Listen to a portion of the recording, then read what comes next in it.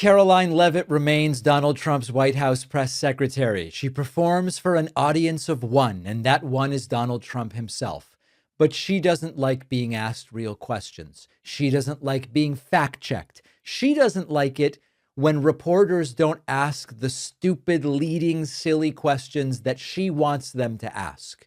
Leavitt was asked about student protests against ICE. And the whole idea here is, do you or do you not defend and support the Constitution of the United States? And there's a lot of ifs, ands, and buts here. She talks about rooting out a lot of the opinions of the school systems, which are just constitutionally protected things that people say. Do you care about the Constitution or don't you? Let's take a listen.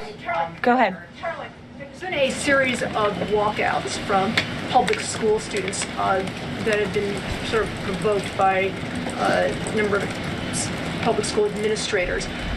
What are your thoughts on this? What's the administration's thoughts on this? Will they be taking any actions on these walkouts against ICE?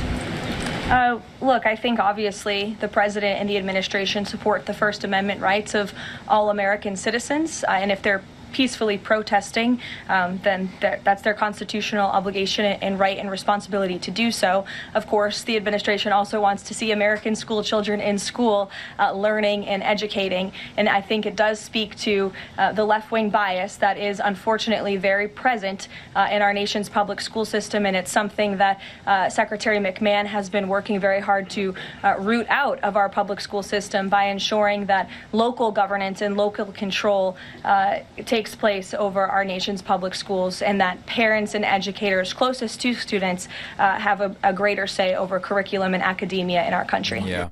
So there's a lot of, we support the First Amendment and kind of thing. And of course, there are defenders of Karoline who are saying she didn't say she wants to root out the opinions of the students. She wants to root out the left-wing bias of the teachers. But what you need to understand to really parse the way she's discussing this is that they see the fact that so many students are walking out over ICE protests as reflective of the left-wing bias of the teachers, when the truth is that, number one, no matter where the students came up with their opposition to ICE, it's still a constitutionally protected activity to walk out for any reason that they want to walk out. And number two, it still is, at the end of the day, objectively unpopular what ICE is doing. And so it doesn't only have to be restricted to the left that is against it. The polling tide has turned against the ICE fiasco in a way that is crossing party lines. So, you know, they support the Constitution, sort of, like if it's convenient, but maybe not. Hilariously, Karoline Leavitt was asked, any update on those tariff rebate checks that the White House promised? You might be shocked to hear Karoline doesn't have an update. Sure. I'll go to both of you, sure. Okay. Go ahead, and then Jake, you can go. Karoline, can you tell me, is there an update regarding the tariff rebate checks that the White House has promised? I don't have an update for you on timeline, but I know that it's something that the president and his economic team continue to very seriously discuss. Yeah. They're looking at it really strongly, but the reason there's no update is because there are no checks. It was never happening. It's a ridiculous idea. We're going to take money from you in tariffs and then recycle a little bit of it back, running it through a government bureaucracy. Why not just not do the tariffs in the first place? It was ridiculous from the get-go. It's not going to happen. The answer should be there is no update because it was made up. That's it. Karoline asked about cost of living, and she peddles some very sketchy red states versus blue states. Utility costs are lower in red states. In a moment, I'm going to tell you why, even if this is true, why it doesn't really mean much. Just have a quick statistic here on energy that I found fascinating, and it's obviously true because I'm saying it up here. Red states with Republican legislatures currently enjoy lower average retail electricity prices than blue states with Democrat legislatures. Just have a quick statistic. This is one of those things where I don't know whether it's true as she describes it. I'll tell you the data in a moment. But even if it were, it wouldn't really tell us that much. Now, I did a little bit of research. There are conflicting studies. There is one study that says energy costs are a little bit higher on average in blue states versus red states. There's another that says the difference is very, very small, and another that says that they're actually slightly lower in blue states. Okay, let's imagine it's true. On average, energy prices are higher in blue states than in red states. Incomes are significantly higher in blue states than in red states. So what do you really prove, given that people make a lot more money in blue states? What different would you rather make an extra 10 grand, but pay an extra $500 a year in utilities? Most people would. I'm just making those numbers up. So even this is one of those things where, like, even if true, I don't really know that it proves the point you're trying to prove. Finally, this is fascinating. Karoline Leavitt says, when Trump posts something to Truth Social, you know that it's really his opinion, which is funny because last week they told us that the racist Obama monkey video that showed up on Trump's Truth Social hadn't been posted by Trump. So which is it, Karoline? Thank you, Caroline. President Trump just said on Truth Social that it would be a big mistake for the UK to hand over control of Chagos Islands to Mauritius.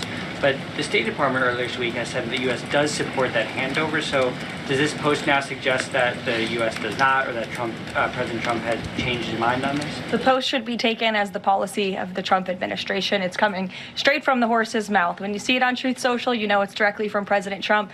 When you see it on Truth Social, you know it's directly from President Trump.